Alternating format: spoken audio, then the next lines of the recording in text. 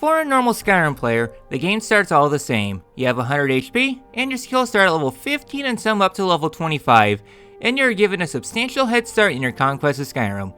But what if you want to start from rock bottom, the bottom of the barrel, the recesses of depravity? Well, I subject myself to misery and ask a question no insane person should ask, as today, I will attempt to beat Skyrim with every skill and stat starting at 1. I'll probably think of a better title later, hopefully. So what is the gimmick? Well, my base stats, that being health, stamina, and magicka, all start at 1, and all my skills are also starting at level 1. Meaning, I will start the game dealing about as much damage as an aggressive gnat to an elephant, meanwhile the slightest breeze will send me to Aetherius. I could have done a permanent 1-stat challenge, but I want the journey to be one of self-preservation, and rising through the ranks and actually coming out ahead in this cruel world. No other rules or bonus objectives? Will I be able to overcome my setback and climb to the top of the food chain? Let's find out. Starting out with the run, I'm going to be playing with the Orc today. I'm going to be a little lacking in both offense and defense, so I figure I could offset the difference by being able to be exasperated by a minor insignificant inconvenience at the drop of a hat. Though a bit of a spoiler alert, never once did I let rage come over me. Mostly because I tend to forget racial abilities are a thing. Oh well, as for a name, going with aptitude today.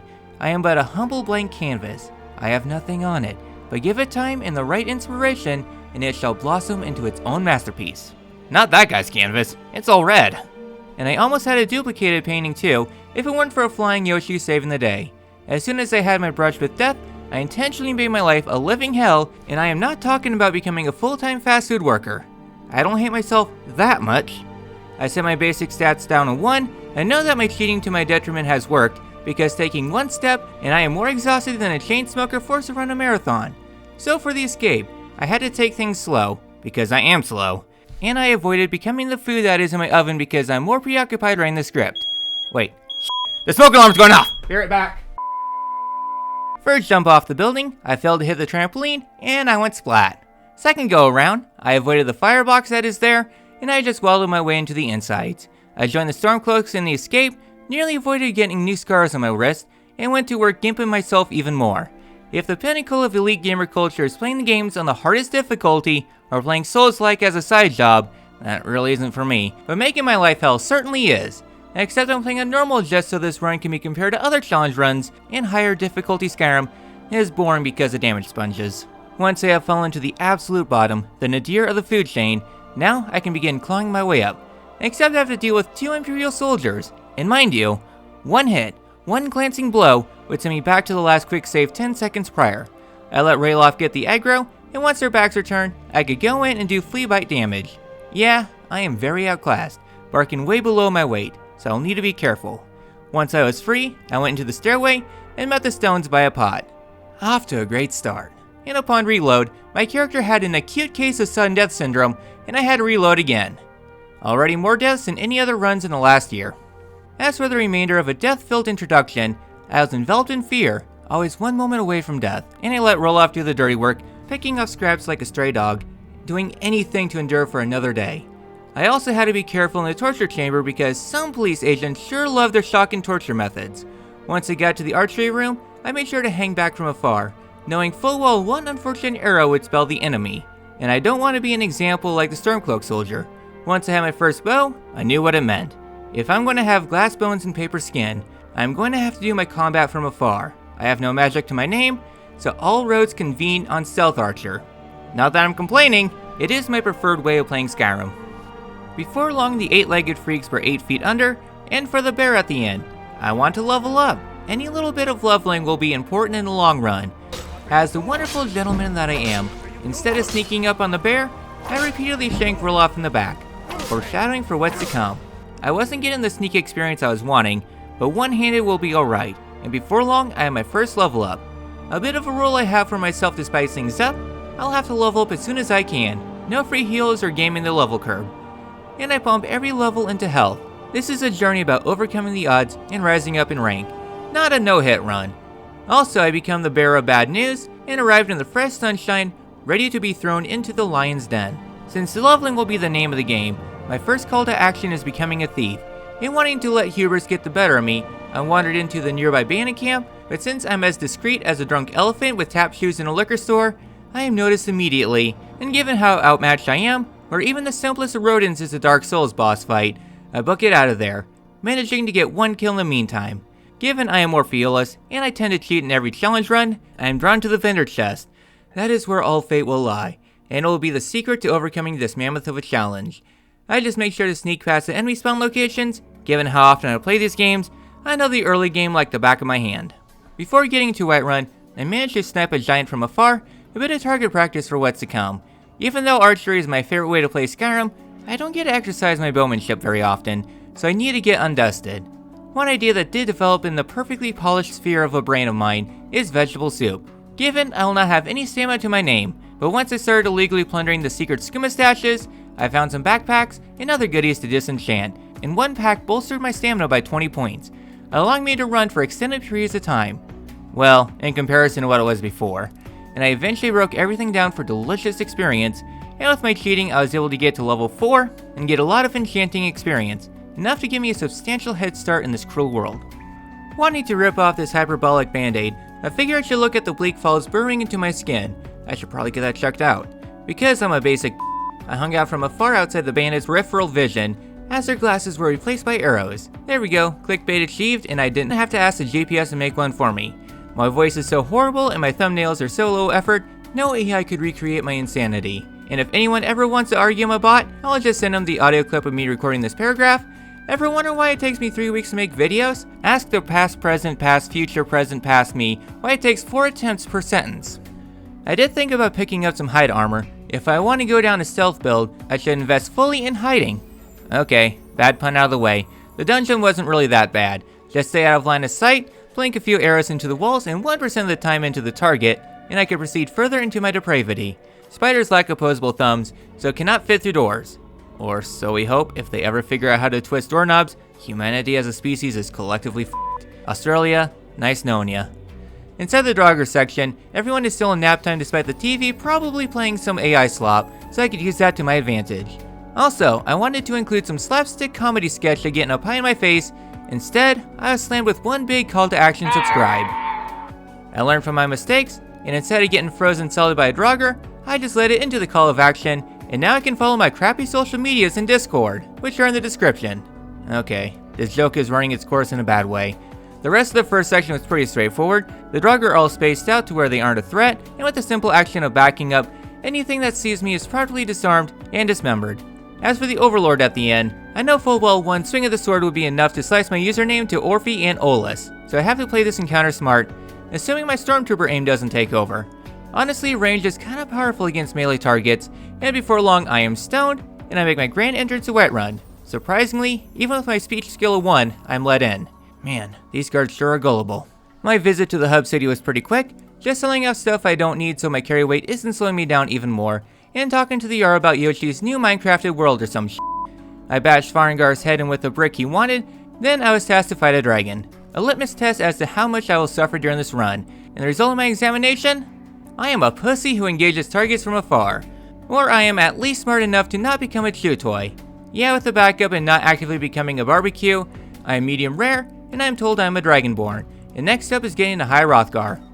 At first my adventure to the Boomer of Voices was pretty tranquil. I saw him hike through the snow, only for the orb of my brain to come across one of my biggest obstacles, a bear seeking revenge for what I did to their friend. At first I thought I could pelt it from afar. That was until I was mauled to death. I am humbled, a stark reminder that despite my attempts at being a big fish, I am but a minnow. The bigger fish are always around the corner awaiting their next meal, whether it be actual fish or a society built on hierarchy where wealth determines the fish's weight. I am currently writing this poetry to hide the fact that I'm a coward currently stuck up in a tree waiting for the bear to get tired. I thought I could make a break for it or try to get a kill on the bear. I am not for sure which idea was a winner in my pea brain, but regardless, I was yet another notch on the yearly statistics of Darwin Award nominees. Eventually I waited for the bear to lose interest, and I snuck my way across its lair, and arrived in Iverstead. During the climb of 7,000 protrusions of geometry, I was hounded by a bunch of wolves, and these aren't the good kind either. Some were the illustrious goat wolf, an endangered species that makes for easy target practice. The X-wolves on the other hand do hit pretty hard, so I have to play things smart with these mutts. And by smart, I mean let Barknar bark up the wrong tree. Sadly, he didn't last long. Another wolf was defeated by gravity. At the end of this ascent is a guardian feared and revered, the Frost Troll. If I struggle with bears, and will certainly withstand no shot with a snowman. However, I am not one who believes in playing fair. In fact, I have to put the stipulation of no major exploits or companions in Skyrim for the simple fact I can always do some crazy glitches to break the game even more. The alchemy exploit is calling me. Instead, I just hide up on a rock and pluck away at the Yeti while it dances around walling in its confusion, just long enough to get a level up. With my excitement peaked, I slow down the pacing by toying with the geezer's game of yelling at ghosts of different time eras and dashing through the snow. I just realized Christmas decorations are going to be coming out here soon. Halloween is already out of season, and the kids aren't fully in school yet. Also, that means he is coming. With the game's difficulty soon ramping up, and my power levels are still minuscule, now I should begin my grand plan. I returned to Whiterun, played around with the cultists nearly getting singed alive, and watched in glee as the guards of the city watch jumped to my aid. Even though I fired the first shot in the middle of the daytime, in front of the guards and other witnesses, I get away scot-free. I guess paying off the legal system does wonders. I then bought some arrows since the troll exhausted my quivers, and I talked to Preventus about a potential assassin aiming at taking out Balgruuf. To keep things discreet, instead of announcing things out loud, I'm instead to follow a trail of post-it notes. Gotta love Creation Club. Eventually I find myself inside the local catacombs. I am briefly enthralled by the concept of spiced cheese, and I find a dead stable hand hiding behind some bales of hay. I think the flies buzzing around and the red markings on the horse food might have gave things away. I wander my way up north, gave myself some crabs, and arrived at Silent Moon's camp. The moon is out. I am silent as I'm picking off the bandits, and I wipe out the camp. The one bandit did hit me hard. After pillaging through their belongings, I found a bunch of ebony arrows just hanging around. Normally, these arrows aren't found until you're a high level, or you use your credit card. I then return to Whiterun, enter the Dragon's Reach scroll repository, and find an assassin ready to snipe the Jarl. Unbeknownst to him, I have some potent poison and some arrows, and even though he thinks he is invisible, he ain't doing a good job at hiding, thanks to a magic arrow pointing above his head. I take the Bow of Shadows, a frankly overpowered bow, even though I'm a low level, because Creation Club is just pay to win. I then get some money, and the Jarl is safe. And yeah, at some point I should do a Creation Club only run. Just one of like 100 runs on my to suffer list. Next up in my prep plan is grinding experience, and one of the easiest places to farm sneak experience is by repeatedly stabbing old men while their backs are turned. I do some archery training just so I can hit the next milestone for perks, then I gave Einarth a deep body acupuncture treatment, also I can hit sneak 40 and further increase my stealth archer capabilities. With my preparations done for the mid game, and more importantly done leveling skills, I figure lording over my competition is in order. I then return to Dawnstar, and I see some easy prey wandering the streets. While sure Durak is part of the good guy Dawnguard, they work with the vigilantes of Stendarr, which I will not have. So I gun them down in the streets. Thank goodness the guards don't give a f about Durak, and I only have to deal with a 40 gold bounty. How does it feel that the biggest bounty placed on those who attack Stendarr's allies is 40 gold? Sounds good to me. With the guards no longer wanting to cut me down to size, I pillage my well-earned belongings and return to pillaging the kitties, and I obtain probably the biggest windfall I could possibly get for the run. The thing that will shift the power balance of the run. They had an armor enchanted with a health fortification, which I legally obtain.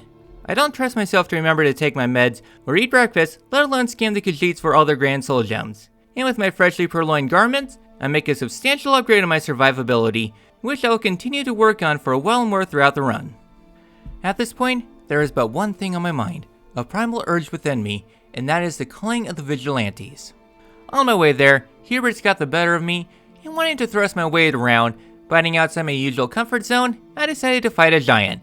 My first attempt went well, so well I was able to join the first expedition to Secunda. Second go around, the high ground was not enough to get stomped to pieces. Third time is a charm, as they say, as I snapped the giant from afar, and honestly, it wasn't too much of a hassle, and the mammoth was free bonus experience on the side. I love gaming the system. Though my journey to the Hall of Vigilantes was wasted, as the time I got there, the vampires already had their fill of fun and frills. I grabbed what I could, then climbed up the nearby steps to the Lordstone, which I slaughtered the nearby bandits all in the name of the Lordstone. That sounds really bad out of context, but then again, there has never been context with my mind, and makes up random gibberish with random references or meta humor or even poking fun at the real world. And since I needed some form of added distraction to my runtime, I figured I could have some fun with the Pale Lady. I descended the cliffside, found a discarded vigilante or otherwise known as free dessert, and began my expedition through the crypt. These bandits are all the weak sauce variety, and the dungeon itself is pretty straightforward. I'm just having a lot of fun stealth killing the enemies here from afar. Probably the reason I love playing Stealth Archer, though I think the next time I do a run featuring archery, I will ban myself from sneaking. Hopefully that won't bite me in the ass. Eventually the crypt opens up to a clearing, and I'm tasked in defeating the Pale Lady, which is a wisp mother and like one of the very few I know of in the game. Thankfully, I am Lord of the Lisp, so I can hang out from afar, and at first I had to deal with the wisps and the occasional ice attack. Once the balls were dispelled, I hung out on top of the rocks, and I ended up sniping the lady from up high. She, never fought back at this point, and her AI broke. Easy fight is fine by me. I stole the Pale Blade, and made my way out of this fun dungeon. Continuing on my merry adventure in sadism, not 10 seconds after loading my saves after finding out I forgot to eat breakfast, again, I come across a lover's quarrel between bandits and conjurers. Sure, the bandits are like way more powerful than anything else should be at this point in the game, but at the same time, Stealth Archer is busted. Once the third party has mined all the data to sell to the highest bidder, I venture towards Usengrov, and I'm sorry, thin pieces of clothing doesn't do much to protect against arrows. Inside the crypt, I confuse the wannabe Resurrect console command users by sniping them from afar, and as for the deathly undead, I rearranged the prefixes so they are undeathly dead. Or something. I was never good at grammar. Hell, just peruse my social medias to find my lack of logic. Thankfully, Usengrov is a pretty short dungeon, especially when you know all the skips. The skeletons return back to my closet, I get my get out of jail free card, that is way more powerful than people give credit for, up the tech to get through the gate so badly, it actually works, then nearly become a mate in the Insect Kingdom. Skyrim is much more of a furry-friendly universe, thank you very much. Hell, just look at the bloodbath probably going on in the follower poll. I'm denied being horny, and I finished my escapade through useless Gurav. Wanting to round out my build a little bit more, before interrogating local innkeeps, I make a quick pit stop in Riften to pay the local orphanage a nice, totally free from any blood-fueled carnage visit. Then I took an express trip to the palace by way of casual assault, talked to the runaway synth, and finally, I converse with Delphox about dragons. I take about 0.3 microseconds of preparation, and venture forth towards Salakanir, a true test of my capabilities. Thankfully, the second dragon fight was not all that difficult. I mean, sure, I nearly became sauteed in the heat, and I had to use quite a few healing potions, but since Delphine showed up in time, I actually had some way to get out of the fires. Things went by pretty well. I repeatedly lodged arrows into the skull until the dragon finally goes back to bed, stripping down to its bones, and I can continue on in the main story. But before then, I made sure to pay a visit to my kin, and get a note that I should probably retire for the night, but not before stocking up on potions. I have a rough time ahead. I return to the inn, talk to Delphine about casual espionage, which is a quick way to losing my head and then some, run into my alcoholic stalker, took a nap, and began a fight against Astrid. She was actually pretty difficult. The hardest thing about Astrid is her aggression. She has a powerful kit, and CQC is not an archer's forte. I brought out my axe and most of my healing potions, traded blows long enough to grab the shrouded set, namely the cowl and boots, which are a major upgrade on my existing gear, successfully finished the task after failing spectacularly, and with victory held high, I figured now should be a good time to finish my build. I returned to Dragon's Reach, disenchanted the blade and a few other things, then applied some enchantments to my long overdue armor listing, and with my preparations done, I now have a considerable health pool to my name, and at this point, I feel that finally, after hours of scraping by, I have finally usurped my nadir, and I am finally able to stand on my own 2 feet, ready to tackle the hardships of the world head on. My head is now held high, with a new wellspring of determination to tackle the trials ahead. I venture into solitude, and I listen to a very accurate song about myself. Beware, beware, the Dragonborn comes. I also gave Malborn everything I have, reducing me back to my nerfed self. Naked, weak, and afraid, I waste no time in hopping onto a carriage to the embassy. You see, I have never been to a sophisticated soiree, contrary to my more intricate vernacular I sometimes introduce to these videos. Ergo, I have no idea how the f am I supposed to behave at these sort of get-togethers, so I just throw shit around. Once I get my gear back, I gear up and return to my proper strength, then I begin my infiltration. I am a little too dummy thick, so the claps on my ass cheeks alerted every Thalmor in the building. Sorry to break it to these high elves, but cheap clothing you find at a Salvation Army isn't going to do much against anti-armor weaponry. The culling of the courtyard wasn't too bad. Thankfully, there is enough cover here to take out the foes one at a time, and honestly, this place feels closer to a shooter location than a Skyrim place. Once I was inside the Solar, I am back to my sneaky environment, so the remaining foes were dispatched without too much fuss. The prisoner continues to break down in front of his interrogators, and I attempt to snipe the group bringing in Malborn. He doesn't last very long, but I would have sent him to the worms regardless. Once the troll finishes his tantrum, I return to the inn to begin escorting old men back to their homes. Before entering the ratways, I got into a little cat fight with a cat and said kitty was food for the catfish. I'm just feline punny today. As for the sewage, and I'm not talking about the quality of my commentary, the combatants weren't too bad. They were all spaced out just enough to take them out. Well, except for the brawler who learned how to spot dodge. Sorry bud, but ending lag will get you. The agents were cold without too much fuss. I took out the chef. Meanwhile, I'm still disappointed there's no Captain House in Skyrim! Therefore, Fallout 4 is the better game. And I began my rescue mission, breaking out the geriatric from the nursing home. Well, there wasn't too much to be said for the escape. Everyone was already dispatched with ruthless efficiency, and before long I'm back outside, and at this point, I remembered I have a score to settle. I returned to the bandit camp that caused me grief so long ago, and now the power dynamic has shifted, and rather than being scared, I now have the confidence to tackle the challenges head on. And now, I am sitting here on a bench, just ruminating how far I've come. I started from nothing, without much to my name, fearful at my own weak mortality. With my knowledge of the game, I have worked up my courage, began being bold, and thus, my efforts have borne fruit, going from despair to an orchard of hope. And now, I am feeling ready to start wrapping up this run. Except, of course, we still have a long ways to go. Remembering that Afghan is a thing, I ventured out to probably the worst place to have a house, and I'm not talking about the unfortunate souls living in Nebraska. I got my keys to Afghan, and attempted to help a hunter with her problems. Well, I just really saw a pain in the butt to head. When half of their bodies are just spectral, I'm just basically practicing my XCOM rehearsals. Though when I get a stealth hit, oh boy, it's satisfying.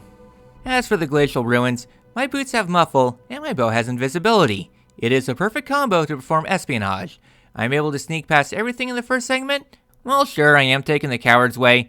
There's something inherently satisfying about being able to sneak past every combat encounter in a combat-focused game. Things definitely picked up after I took a leap of faith.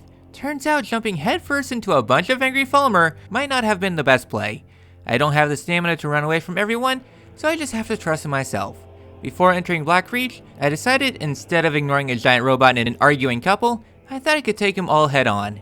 It probably wasn't the best idea, mostly with a soldier who seems to love firing nuclear bombs my way. I had to resort to using a few potions, but I still came out on top, and I'm inside the funny mushroom land. Not wanting to exhaust any more resources, I pushed past everything here, and I'm inside the big puzzle room, taxing my orb of a brain on solving the puzzle. I almost had to spend 2 hours consulting every online resource in solving this puzzle before I eventually found the solution. Grabbing myself some toilet paper that the gods wiped their asses with, and I'm back in Riverwood listening to two people I don't give a damn about blabber on about where to go. On my way to Cloud Ruler Temple, I made a brief pit stop to restock on arrows through legitimate means, and I managed to get myself a helmet of major archery, which I'll take since it's a considerable upgrade on my existing attire. And partway to my destination, my small brain remembered something that could help out for Alduin. In fact, it was so important that I dropped everything I was doing to go get it done. I wandered my way north of Riften towards another Croatian club bow, and on my way there I encountered so many trolls. Like, a lot. I thought I would be outmatched, but turns out setting trolls on fire still works wonders, and a litmus test of how far I've come on my spiritual journey. As for the cave itself, things were fine, until they weren't. I thought I could take out the plunderer in a quick and stealthy fashion. Turns out, neither happened. And an angry missile launching maniac is not something I want to cross. I guess the main plus side is that in his haste he might have nuked the entire cavern, killing everyone inside. Fine by me. As for the boss fight, Rune's Edge wasn't as deadly as I was expecting. I was able to come out just fine. Its stats are weaker than the rest of my armory, but I just want it for its debuffs, which I feel might prove invaluable for what's to come. Also, shiny disco ball. Back from my silly distraction, I resumed the dusty trail towards Zakavir, and I was ready to practice for Alduin by hunting a dragon. Despite the very juicy morsel out in the middle of the open whose ego eclipses intelligence, it just ignored me and flew off into the sunset. Oh well. When I got to Karspire, the blood dragon was upgraded to a frosty kind, and I don't fancy getting my willy chilly, so I just ducked inside. Esbern and Delphine are MIA. When have these Forsworn ever proved to be an issue? After flexing the dust particle in my skull on the puzzles, Esbern finally shows up, and I managed to get the info needed to conclude this facade. Before diving headfirst into a hellacious time, I did some final stocking up, namely refreshing my dwindling potion supply along with this kitty who is in my way. Please? This is not a time for you to be jumping up onto the microphone. Along with some arrows. I honestly didn't need any more potions at this point, But doesn't hurt to be overprepared. Cat, can you please stop harassing me? It's not like I spend real money on consumables like every major RPG wants you to do these days. I'm on to you, Bandai and Falcom. I then did some final enchanting to make sure I'm in tip-top condition for the endgame. With everything in place, I returned to the Sky retirement home, looked at the entry point in the sky, showed Egnir the real way to descend down the tower like a true Dragonborn, and then be blasted by this video sponsor, nobody! Because no company wants to finance this sadistic madman, only the wonderful viewers like you who put up with my funny thoughts. Before I can begin the hard boss fights, I stood on a fire to learn how to clear away the clouds, then repeatedly tried running into a wall hoping it will let me through. It doesn't. Oh well, I yell at the clouds, broke the ice, then descend to the deep throat of the world. Seriously, who the f*** is putting these inappropriate jokes in these videos? I hate my writer, and my editor hates me. This channel, I swear, is dysfunctional as all hell. I talked to the dragon who doesn't know about personal space, then I pulled out the roll to progress the story. I watched a scary dragon boss be deleted from the game world. I sure hope they don't send the demon my way. Honestly, Alduin is either one giant cluster or not too bad. Today, Alduin wasn't too bad. I have the health to withstand the fireballs raining down my face, and Party Snack intervenes in my hopeless endeavor and took the heat off of me. With the World Eater's attention off of me, and plus I don't have to get up into biting range, I could hang out from behind cover, use my debuffing bow to hopefully drain Alduin's magic reserve since Dragon Shouts use the dragon's magic instead of a cooldown, and just whittling away. It didn't take too long, and Alduin tucks tail and runs away. Fine by me, I talk to my dragon, and much like my ex, instead of listening to my worries, he just flies away ignoring everything I say, and just doing weird stuff. With the end in sight, I take the time out of my busy schedule to bring annoying brats to the daycare where they can talk it out. Every single negotiation I sat with the Empire just to watch Ulfric squirm. You see, way back at the start of the run when I was stabbing Roloff in the back repeatedly, it was actually foreshadowing for the backstabbing I will be doing to the Stormcloaks. I'll also add a little bit of nuance to this video, all to appeal to the intellectually adept since my humor requires a higher IQ to appreciate. What the f*** am I writing? This doesn't make any sense whatsoever. Hipsters. Ulfric throws so much of a temper tantrum, he doesn't let me skip his dialogue with quick save and loads. I'm not bound by any weapon restrictions, so I raised my voice in objection and threw every deplorable character off the mountain again. So satisfying. Even if the only thing that happened is Riften is traded from Markarth. Also, Delphine's reaction is just the cherry on top. With peace of mind attained, I return to Dragon's Reach, where Dragon reaches out to a guard in solidarity. Humans normally don't have wings, so it doesn't go well for him. And then afterwards I rode off for paradise. Thankfully, I'm not in the 20s yet, so I'm not too threatened by the scourges and the likes. Just dragons at first. With how much I have leveled, once threatening, the Draugr were of non-issue. One dragon decided to just dip out instead of accepting its fate. The outside was a quick endeavor, and before long, I'm on the insides.